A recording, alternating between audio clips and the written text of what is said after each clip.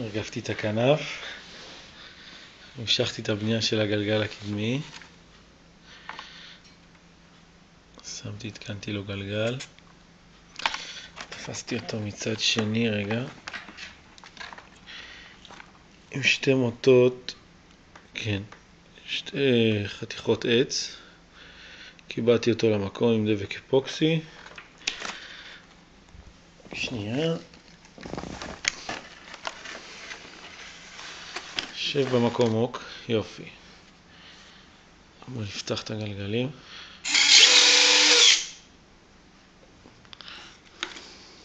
בואו נסגור אותם, זה עדיין לא גמור, אבל זה מה שיש.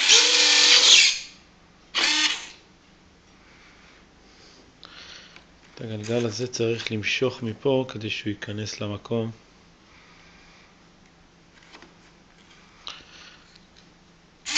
עוד בעיה שצריך להתגבר עליה, צריך להחזיק את החוט הזה ככה ולסגור.